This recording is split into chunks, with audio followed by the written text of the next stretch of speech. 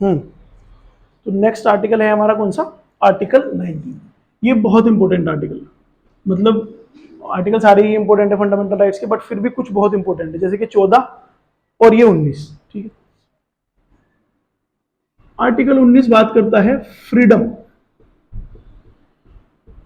Right to freedom. अब freedom किस चीज का, उसी में इसके कितने क्लोज हैं, 6 close. Freedom of speech and expression, assembly, association, movement, residence और प्रोफेशन। ठीक है, तो ऐसे ही हम इसको बिल्कुल सिंगल बाय सिंगल एक एक करके पढ़ेंगे अच्छे से। पहला है कि right to freedom of speech and expression.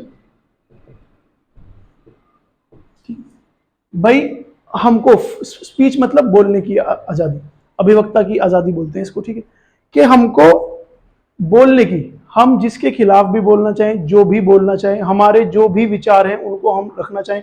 Freedom of speech and expression के अंदर ही आते हैं मीडिया के भी राइट्स, कि वो जो छापना चाहें या जो वो किसी के बारे में बोलना चाहें वो सब वो बोल सकते हैं। ठीक है, freedom of speech and expression, जिसके खिलाफ तुम्हें जो भी कुछ बोलना है, अच्छाई में, एप्रिसिएशन में, या उसके खिलाफ कुछ बोलना है तो हम उसके खिलाफ बोल सकते हैं।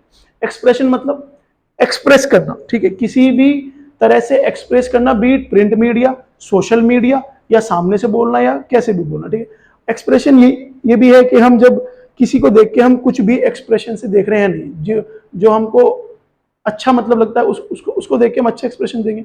और अगर कोई पॉलिटिकल लीडर है या कुछ है, वो हमको अगर अच्छा नहीं लगा तो चले, वो भी हम मतलब ऐसा कर सकते हैं। ठीक है, तो ये सब freedom of speech and expression के अंडर आता है। ठीक है, अब इसमें इसके एक्सेप्शंस बहुत इंपॉर्टेंट है। ठीक है, कि आप कब तक बोल सकते हो या आप कब तक अपनी चीजें एक्सप्रेस कर सकते हो, जब तक देश की सिक्योरिटी, सोवर्निटी, इंटीग्रिटी ये सब खराब ना हो। ठीक है, जैसे कि इसी को अभी पिछले 2-3 साल से इसी आर्टिकल को हम जोड़ते हैं सिडिशन से लेके। सिडिशन जानते हो, आर्टिकल 124, 124 पिछले 4-5 साल से बहुत यूज में है। सिडिशन यानी कि अगर तुमने कुछ खराब ऐसा बोला है कि जिससे देश के टुकड़े हो सकते हैं, तो वो सिडिशन में टर्म हो जाता है। ठीक है, सिडिशन एक्ट जिन बच्चों ने नहीं पढ़ा गूगल करके पढ़ लेना, वेरी वेरी इंपॉर्टेंट। ठीक है, ये फ्रीडम ऑफ स्पीच के एक्सप्रेशन को कर्ब करता है, ऐसा बोला जाता है। ठीक, और सिडिशन को, कि सिडिशन अच्छा है या बुरा है, इसमें यूपीएससी मेंस में भी एक बार एक क्वेश्चन आया था कि सिडिशन अच्छा है या बुरा है, तो इस पे लिखने के लिए आया था कि भाई आप अपने विचार बताओ कि सिडिशन एक्ट ठीक है या गलत है। ठीक है, तो सिडिशन एक्ट एक ड्रैकोनियन लॉ है। ड्रैकोनियन का मतलब कि ऐसा लॉ जो ब्रिटिशर्स ने बनाया था, ब्रिटिशर्स ने हम इंडियंस के खिलाफ यूज करने के लिए बनाया था, और अब हो क्या रहा है कि इंडियंस इसको इंडियंस के खिलाफ लगा रहे हैं। ठीक है, मतलब बीजेपी गवर्नमेंट ने इसका अच्छा खासा इस्तेमाल किया है। किसी ने भी अगर कुछ भी कहा है गवर्नमेंट के खिलाफ या वो, तो उसको कंस्ट्रक्टिव क्रिटिसिज्म में नहीं, उसको सिडिशन में, कि भाई ये काम ऐसा है कि ये देश के टुकड़े करने वाला काम है, उसको सिडिशन में जेल अच्छी खासी पिछले 5 सालों में बहुत सारे केस हुए हैं। ठीक है, तो स्पीच और एक्सप्रेशन में ये, जैसे कि जेएनयू में नारे लगे, अफजल हम शर्मिंदा हैं, तेरे कातिल जिंदा हैं। ठीक है, कन्हैया कुमार को जो जेल हुई थी वो सब इसी में हुई थी। ठीक है, अभी अभी रिसेंटली राहुल गांधी, सारे मोदी चोर हैं, तो उसने क्या किया कि सारे मोदियों को ही टारगेट किया, तो उसके ये freedom of speech and expression है। लेकिन तुम ऐसा काम नहीं कर सकते जिससे देश के टुकड़े हो। ठीक, तुम लोग बैठ के, हम लोग बैठ के डिसाइड ये कर सकते हैं कि भाई मोदी तो अच्छा लीडर नहीं है, यहां तक भी ठीक, कि भाई इसको देश चलाना नहीं आता, यहां तक भी ठीक है। चाहे तुम्हें मोहल्ले में 4 लोग ना जानते हो, फिर भी हम ये बात अपने व्यक्त कर सकते हैं कि भाई हाँ इसको देश चलाना नहीं आता, इसके बस की नहीं, यहां तक भी ठीक है। लेकिन अगर हम बात ये करें कि भाई देश को हम तोड़ेंगे या हम टेररिस्ट एक्टिविटीज करेंगे इस बीजेपी के खिलाफ, ये करेंगे वो करेंगे, तो वो सब षड्यंत्र अलाउड नहीं है। आपको सिर्फ बोलने की और एक्सप्रेस करने की आजादी है, देश को तोड़ने की आजादी नहीं है। इसीलिए फिर इंडियन आर्मी ने कहा था जिस घर से अफजल निकलेगा उस घर में घुस के मारेंगे। ठीक है, तो इसके exceptions, freedom of speech and expression की हमको आजादी है, लेकिन एक्सेप्शंस क्या है? एक्सेप्शन है कि देश की सोवर्निटी खराब ना हो, security, integrity, friendly relation with friendly relation with foreign state. अब ये नहीं है कि तुम यहां से बैठ के किसी और देश के बारे में कुछ और बोलने लगो और वो इंपैक्ट ऐसा करे कि हमारे रिलेशन उनसे खराब हो जाए। पब्लिक ऑर्डर, डिसेंसी, मोरालिटी, ये सभी तो है। पब्लिक ऑर्डर और morality, contempt of court, defamation,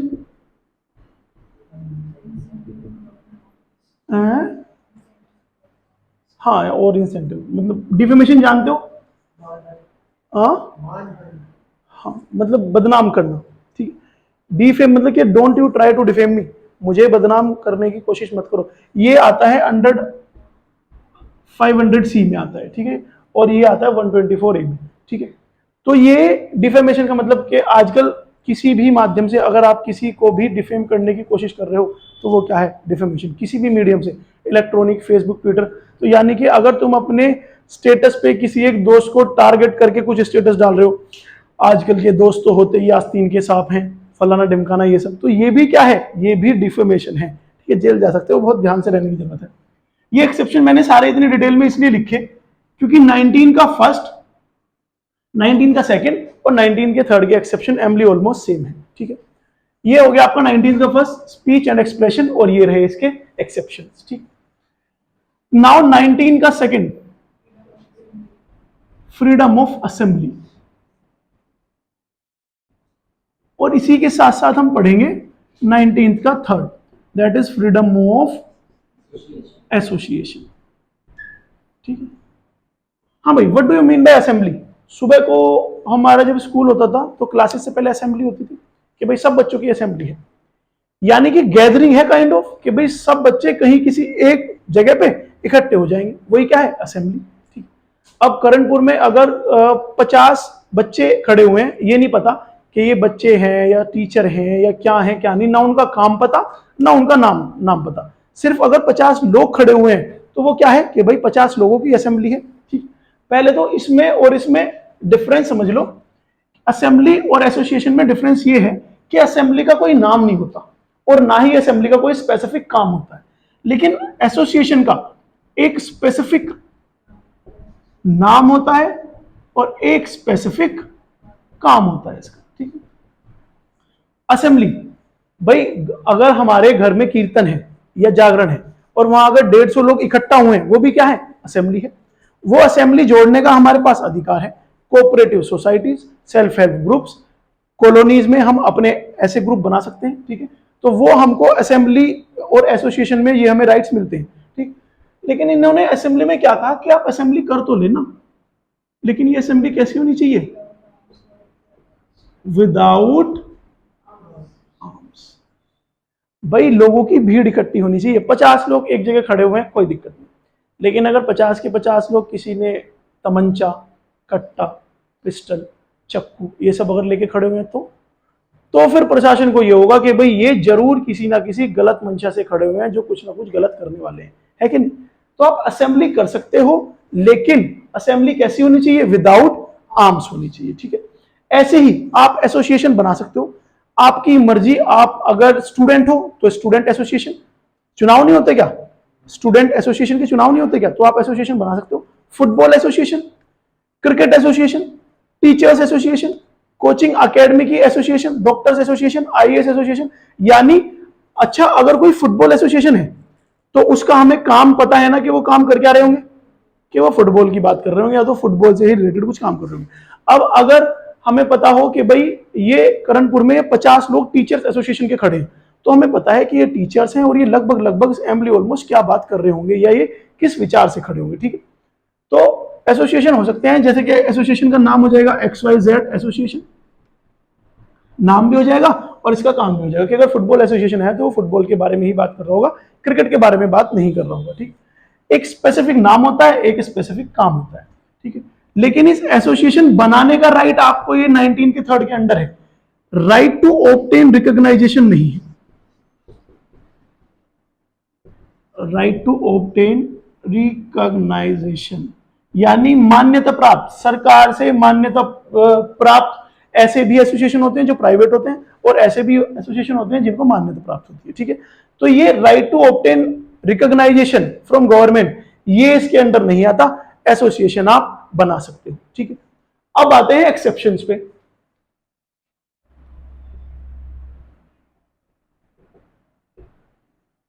exception इसके भी सेम है, एक्सेप्शन इसके भी सेम है, कि आप असेंबली ऐसी करना कि जिससे देश की सोवर्निटी, सिक्योरिटी और इंटीग्रिटी को खतरा ना हो, ठीक। हाँ, असेंबली में दो सेक्शन हैं जो ये स्टेट एडमिनिस्ट्रेशन के अंडर आते हैं और डीएम लगा सकता है। ये आपने सुना है धारा 144, ठीक है। धारा 144, जब डीएम को ऐसा लगे कि भाई अगर यहां पे कहीं पे भी भीड़ इकट्ठी होगी तो ये माहौल खराब कर देगी, तो DM can restrain that assembly, ठीक है। इसके अंडर यानी आपको असेंबली करने का अधिकार है वैसे तो, लेकिन अगर डीएम चाहे धारा 144 में वो आपको मना कर देगा कि आपको असेंबली करने का अधिकार नहीं है, क्योंकि माहौल फेवरेबल नहीं है, माहौल ठीक नहीं चल रहा, ठीक। ऐसे ही होता है एक सेक्शन 141, इसमें बताएगा ये चुनाव के दौरान भी धाराएं लगाई जाती हैं, 144 और 141, ठीक है। MCC model code of conduct, आचार संहिता, उसमें क्या होता है कि अगर 5+ लोग एक साथ खड़े हुए हैं, इसके अंदर भी क्या है 5+ पीपल अगर एक साथ खड़े हुए हैं तो इट बिकम अनलॉफुल। यानी सरकार को ऐसा लगता है कि भाई अगर 5 जने एक साथ मिलके कुछ अगर बात कर रहे होंगे तो ये कुछ ना कुछ गड़बड़ी है, कुछ ना कुछ प्लानिंग प्लॉटिंग कर रहे होंगे। चुनाव में भी ये लगा दी जाती है, ठीक। चुनाव से एक रात पहले, एक दिन पहले और या कुछ टाइम होता है उसमें भी आप भीड़ इकट्ठी नहीं कर सकते, यानी असेंबली आप नहीं बना सकते, ठीक है। इन दोनों के एक्सेप्शन सेम है, एक्सेप्शन है सेम एज 19 का 1, ये लिखे कि आप असेंबली बना सकते हो, लेकिन कब तक, जब तक देश की सोवर्निटी, सिक्योरिटी और इंटीग्रिटी को खतरा ना हो। ऐसे ही आप cooperative societies, associations, trade unions, student association, football association, जो मन करे आप वो बनाओ। लेकिन अगर मैं ये कहूं कि भाई मुझे एसोसिएशन बनानी है टेररिस्ट एसोसिएशन हिजबुल मुजाहिदीन 2.0, बना सकता हूं क्या? ऐसी नहीं बना सकते, क्योंकि ऐसी एसोसिएशन देश को तोड़ने का काम करेंगी। तो इसमें भी एक्सेप्शन क्या होगा, सेम एज 19 का 1, यानी एक्सेप्शन जो है वो 19 के 1 के 2 के और 19 के 3 के क्या हैं, same. Is that okay? M Laxmikanth का बेटा बस इतना सही है, अगर इसको डायरेक्ट पढ़ने बैठोगे तो थोड़ा सा डिफिकल्ट होगा, चीजें कम समझ में आएंगी, फिर उसी में तुम्हें यूट्यूबर्स, टीचर्स और फलाना ढिमकाना पता नहीं क्या क्या बताएंगे कि ऑर्गन्स ऑफ गवर्नमेंट पढ़ो, कॉन्स्टिट्यूशन ऑफ एंड वर्क पढ़ो, फलाना ढिमकाना, बट घूम फिर के आना यही है। तो घूम फिर के जब आना यही है, और अगर कोई हमको समझाने वाला है कि हाँ भाई इसमें ये चीज लिखी हुई है, उसके बाद if you are direct jumping to Laxmikanth और वो अगर समझ में आ रही है तो दैट इज टोटली फाइन, ठीक है, टोटली फाइन।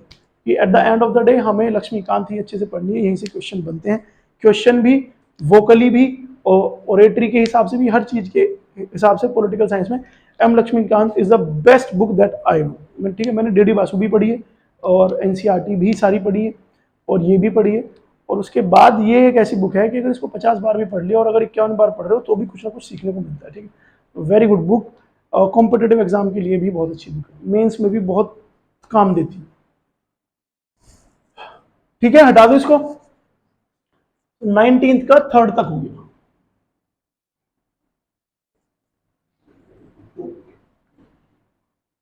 अब 19th का 4 और 19th का 5 एक जैसे हैं।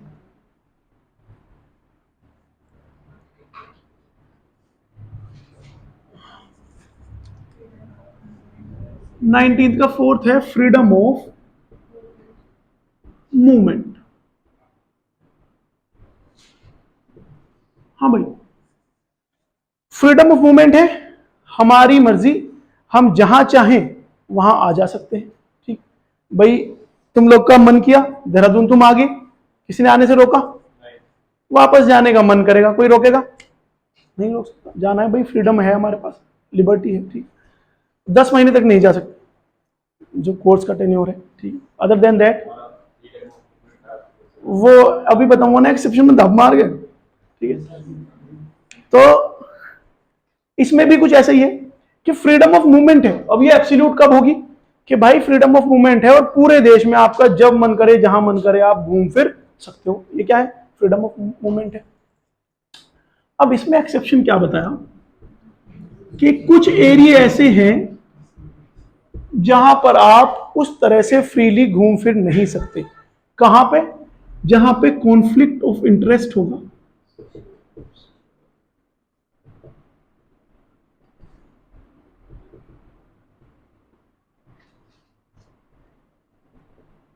Scheduled tribes. इसमें एक्सेप्शन दो दिए हुए हैं, बट समझने लायक जो एक्सेप्शन है वो यही है, ठीक है, कि conflict of interest with scheduled tribes. आप घूम फिर लेना पूरे देश में जहां भी आपका मन करे, लेकिन आप वहां घूम फिर नहीं सकते जहां पे कुछ शेड्यूल्ड ट्राइब्स रह रही हो। अच्छा, ऐसा इन्होंने क्यों कहा? ऐसा इन्होंने इसलिए कहा कि ये जो शेड्यूल्ड ट्राइब्स है ना, ये इनका जो जीवन जीने का तरीका है वो हमारे देश से, और हमारा देश कितना डेवलप हो गया या नहीं हो गया, या हम किस मॉडर्नाइजेशन में जी रहे हैं, ये लोग जिस तरह से 100 साल पहले से जी रहे थे ऐसे ही आज जी रहे हैं और ऐसे ही आगे जीते रहेंगे। तो इनको देश में चल क्या रहा है, गवर्नमेंट किसकी है, कॉन्स्टिट्यूशन क्या है, रूल्स एंड रेगुलेशन क्या है, सुप्रीम कोर्ट, हाई कोर्ट, इनको किसी से कोई मतलब नहीं है। इनका जीवन जीने का अपना एक तरीका है और उसी तरह से ये अपना जीवन जीते हैं, ठीक है। कुछ ट्राइब्स जो तुम लोगों ने मूवीज में देखी भी होंगी, वो जो पत्ते के कपड़े पहनते हैं, पत्ते के जो कपड़े पहनते हैं, और बो एंड एरो जो अपने साथ आज भी मतलब रखते हैं, केले के पत्ते पहनते हैं, जिंगल अलाहू टाइप, ठीक है। तो अगर ऐसी ट्राइब्स ये बोलते हैं, संविधान बोल रहा है तो कि तुम घूमने फिरने चले जाना, लेकिन ऐसी जगह मत जाना जहां पे इंटरेस्ट किनका हो, जहां पे ये लोग रह रहे हो, ठीक है। क्योंकि ये 2 साल पहले की घटना है। एक यूएसए का ट्रेवलर समझते हो, सो कॉल्ड वंडरलस्ट ट्रेवलर। तुम लोग अगर 2-3 दिन घूम लेते हो और 2-3 दिन अगर इंस्टाग्राम पे अगर पोस्ट डाल दी तो हम लोग बन जाते हैं क्या, हैशटैग ट्रेवलर। 2-3 पोस्ट कहीं की डाली नहीं, पहाड़ों वहाड़ों में गए नहीं, और हैशटैग करके डालते हैं वंडरलस्ट ट्रेवलर, हैशटैग ट्रेवलर, ठीक है। तो ऐसा ही कोई ट्रेवलर था यूएसए का, जो कि फोटो खींचता खींचता अंडमान में थे, नीचे अंडमान एंड निकोबार में शायद सेंतलीस थे, ठीक है। नाम मुझे कंफर्म नहीं है ट्राइब कौन सी थी, 2 साल पहले की न्यूज है। तो यूएसए का वो ट्रैवलर फोटो खींचता खींचता उनकी उस जोन में चला गया जहां पे जाना अलाउड नहीं था, और जहां पे सिर्फ कौन रहते थे, शेड्यूल्ड ट्राइब्स रहते, ठीक है। अब वो गया फोटो खींचता खींचता, तो वहां की जो शेड्यूल्ड ट्राइब्स थी, अब जिन लोगों ने पूरे जीवन केले के पत्ते पहने हैं और जिंगल अलाहू किया है, अगर ऐसे आदमी किसी को लॉन्ग कोट में विद गॉगल्स एंड ऑल अगर देखेंगे तो उन्हें तो ये लगेगा कि ये कोई जादू आ गया और अब ये थोड़ी देर में धूप धूप करेगा, ठीक है। इनको ऐसा फील होता है कि ये अगर कहीं बाहर से आया है तो ये हमें नुकसान पहुंचाने आया है, और इससे पहले ये हमको नुकसान पहुंचाए हम इसको नुकसान पहुंचाते थे, ठीक है। उन्होंने उधर से ही बो एंड एरो अपने पास ही रखते ही, दूर से ही पट से हेडशॉट, जाके देखा तो माथे पर तीर मार रखा उसने, बन गया ट्रेवलर, वंडरलस्ट वाला अकाउंट खत्म। इसीलिए संविधान ने कहा कि आप घूम फिर लेना, फ्रीडम ऑफ मूवमेंट तुम्हें है, लेकिन ऐसी जगह पे नहीं है जहां पे कॉन्फ्लिक्ट ऑफ इंटरेस्ट हो, किनका, शेड्यूल्ड ट्राइब्स का। ऐसी जगह पे आपको मूवमेंट रोका जा सकता है, ठीक। मूवमेंट रोका जा सकता है प्रोस्टिट्यूट्स का भी, मूवमेंट रोका जा सकता है प्रोस्टिट्यूट्स का भी, ऑन द ग्राउंड्स, ग्राउंड कौन सा, on the ground of public health. कुछ बीमारियां हैं जो इनसे लग सकती हैं, इसलिए on the ground of public health इनके मूवमेंट को भी रोका जा सकता है। ये नहीं बोल सकते कि हमारा फ्रीडम ऑफ मूवमेंट है और हम तो यहां पे जाएंगे, ठीक है। तो ये इसके 2 एक्सेप्शंस हो जाएंगे। अच्छा, एक चीज और, क्या, हाँ, पब्लिक मोरल्स, मतलब जनरली जो पब्लिक है। अब ये तो सेम ही है कि भाई conflict of interest with scheduled tribes और जनरल पब्लिक, ठीक है। अच्छा, इसका फ्रीडम ऑफ मूवमेंट का एक और पार्ट है जो मतलब I would like to discuss, कि इसके 2 पार्ट है। मूवमेंट, कि आप मूवमेंट कर सकते हो आउटसाइड कंट्री, देश से बाहर भी जा सकते हो आप इसी आर्टिकल के दौरान, और इनसाइड भी, देश में अंदर भी कहीं घूम सकते हो। अब ये बाहर जाने का एक क्लोज है, बाहर जाना अलाउड है, और प्रोटेक्ट करता है कि हाँ भाई आपको हम भेजेंगे। प्रोटेक्ट करता है कौन? आर्टिकल 19 का 4। बट इसमें विडंबना देखो कि ये सिर्फ प्रोटेक्ट करता है आपको बाहर भेजने के लिए। अब इसमें इसी का एक पार्ट और भी तो होगा, जब जहां पे आपको वापस आना होगा, वापस आना है। अब वापस आने को प्रोटेक्ट नहीं करता आर्टिकल 19। वापस आने को प्रोटेक्ट कौन करता है? Article 21, right to life and personal liberty. वापस आने को आर्टिकल 19 प्रोटेक्ट नहीं करता, तो कौन करता है? आर्टिकल 21। ठीक है, हाँ, अरे मतलब है तो 4 ही, ठीक है, फ्रीडम ऑफ मूवमेंट। तो ये जो है फ्रीडम ऑफ मूवमेंट कि हमें देश से बाहर जाना और फिर देश के बाहर जाना और फिर जाके वापस आना। तो 19 जो प्रोटेक्ट करता है वो सिर्फ जाने जाने को ही प्रोटेक्ट करता है। देश में वापस आने को जो प्रोटेक्ट करता है दैट इज अंडर आर्टिकल 21। जैसे कि अभिनंदन गए अंडर आर्टिकल 21, लेकिन अब अगर वापस आना है तो राइट टू लाइफ है, उसको प्रोटेक्ट कौन करेगा? आर्टिकल 21। कोई हमारे इंडियंस हैं जो घूमने गए और वहां पे अगर जाके फंस गए और वहां से किसी भी कारण से वापस नहीं आ पा रहे, तो वो उनका राइट है अंडर आर्टिकल 19, ना के अंडर आर्टिकल 21, ना के अंडर आर्टिकल 19। ठीक है, क्लियर है? ये थोड़ी थोड़ी चीजें हैं जो डिटेल में है क्लास में नहीं। ठीक है, इसका एक्सेप्शन बताया मैंने, कॉन्फ्लिक्ट ऑफ इंटरेस्ट 19 का 5 है, नहीं, freedom of residence.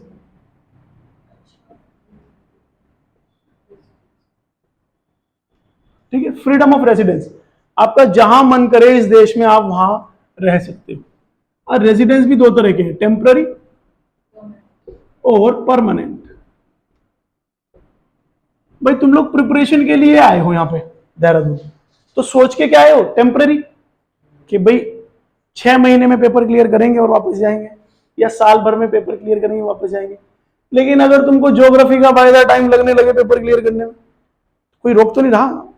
Till the time you are having your pulses on, you are breathing, you are having a bunch of money, ठीक है, तो तुम रह सकते हो यहाँ पे। ठीक है, सर्वाइवल के लिए, सर्वाइवल का जब तक पैसा है। टेम्पररी भी रह सकते हो, मना तो नहीं कोई कर रहा। और परमानेंट भी तुम्हारी मर्जी, तुम यहीं पे आके बस जाओ, 7-8 साल 15 साल तैयारी करो, नहीं कुछ हो रहा तो चाउमीन बर्गर का ठेला लगाओ, सेटल हो जाओ यहीं। मना कर रहा है कोई? कोई मना नहीं कर सकता। तो यानी टेम्परेरी भी है हमारे पास रेजिडेंट और परमानेंट भी है। अब इसमें एक्सेप्शन ये है, मुझे ये बताओ, जो लोग तुम्हें घूमने फिरने नहीं दे रहे और पट से हेडशॉट कर दे रहे हैं, वो रहने देंगे क्या? मतलब इज इट पॉसिबल कि तुम इन्हीं ट्राइब्स के साइड में कोई अपनी एक छोटी सी हट बना के रहने लगो? वहीं से मारेंगे तुम बता रहे। ठीक, एक्सेप्शन क्या हो जाएगा? सेम एज 19 का 4। ये रहा कॉन्फ्लिक्ट ऑफ इंटरेस्ट में शेड्यूल टाइप्स के। भाई तुम टेम्पररी भी और परमानेंटली भी यहाँ पे रह के मतलब टेम्पररी भी और परमानेंट भी तुम यहाँ रह सकते हो, लेकिन ऐसी जगह पे मत रहना जहां पे कॉन्फ्लिक्ट ऑफ इंटरेस्ट हो। किनका? शेड्यूल्ड ट्राइब्स का। ये तो मतलब चैलेंज करेंगे, कह रहे तू रह के दिखा। अगर ऐसा करोगे भी तो फिर ऐसा भी होगा जैसे ये मूवी में बनाते हैं, एक सरिये से पे बांध देंगे और आंच के नीचे लड़ाएंगे और धीमी आंच में पकाएंगे एकदम धीरे धीरे धीरे धीरे। इससे तुम रोस्ट हो जाओगे।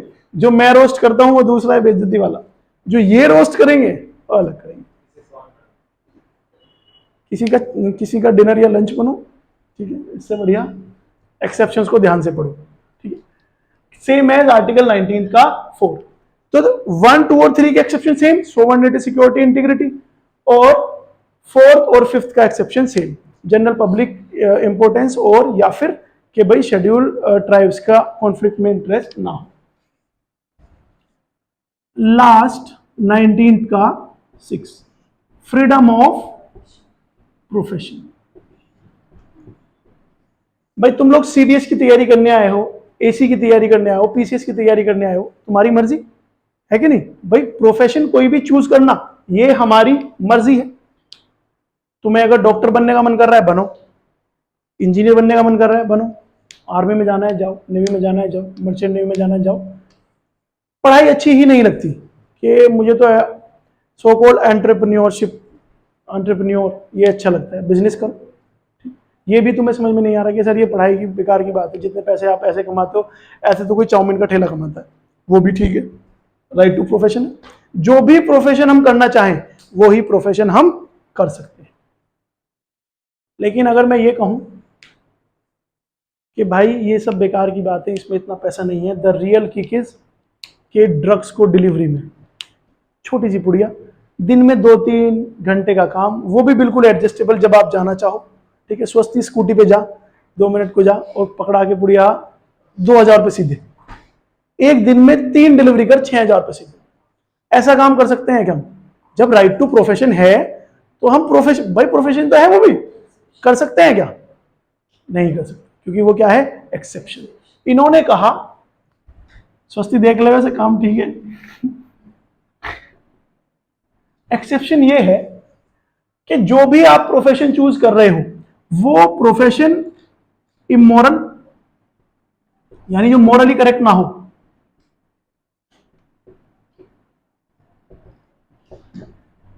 या फिर अनएथिकल।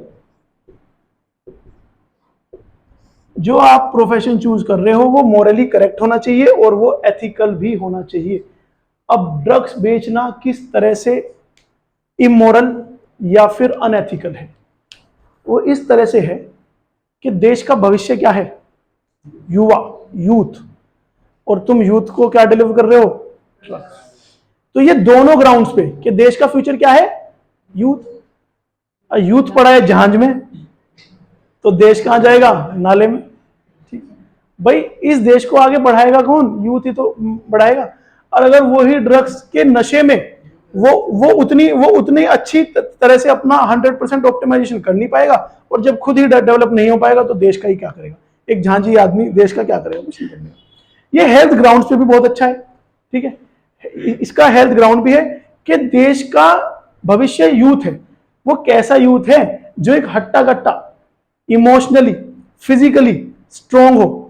ड्रग्स वाला आदमी के मैं देख लूंगा तुझे धड़ाम नीचे, सीख से है तो पागल आदमी, वो देश को क्या ही बचाएगा।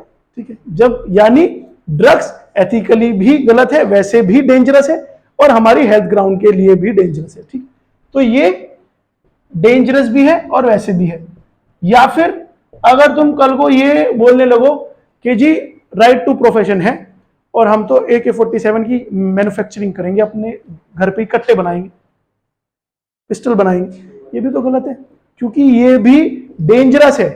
और एक्सेप्शन में क्या कहा कि डेंजरस नहीं होना चाहिए, अनएथिकल नहीं होना चाहिए और इमोरल नहीं होना चाहिए। ठीक है, अच्छा इसके लिए इसमें एक चीज और है, ये मत सोचना कि राइट टू प्रोफेशन है कि भाई मुझे तो राइट टू प्रोफेशन है, तो राइट टू प्रोफेशन के अंडर भाई मैं तो, मेरा मन कर रहा है मैं तो डॉक्टर बनूंगा और मैं तो डॉक्टरी प्रैक्टिस करूंगा, मुझे डॉक्टरी प्रैक्टिस करनी है, क्यों, क्योंकि राइट टू प्रोफेशन है। उसके लिए भाई संविधान ने कहा कि उसके लिए क्वालिफिकेशन जो डॉक्टरी के लिए चाहिए वो होनी चाहिए। अब डॉक्टरी तू तभी तो प्रैक्टिस करेगा जब तूने डॉक्टरी की पढ़ाई की होगी, या डॉक्टरी में अगर तू पढ़ा होगा। एक आदमी जो कभी स्कूल नहीं गया और अगर वो जाके ये बोल रहे हैं भाई राइट टू प्रोफेशन है, डॉक्टर बनूंगा मैं तो वो गलत हो जाएगा। हालांकि वैसे डॉक्टर एक अलग भी चीज होती है। ठीक है, तो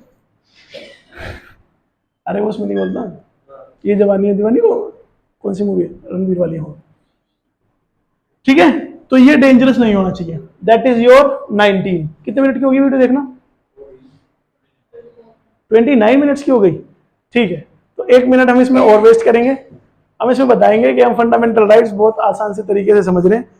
जिसने ये ढंग से पढ़ लिए उसके बाद अगर कोई हम लक्ष्मीकांत पढ़ता है तो उसको सारी की सारी चीजें समझ में आएंगी। ठीक है, बाकी this is me Himanshu Som signing off. मिलते हैं अगली वीडियो में जिसमें हम डिस्कस करेंगे आर्टिकल 20 से लेकर। टाटा, जय हिंद।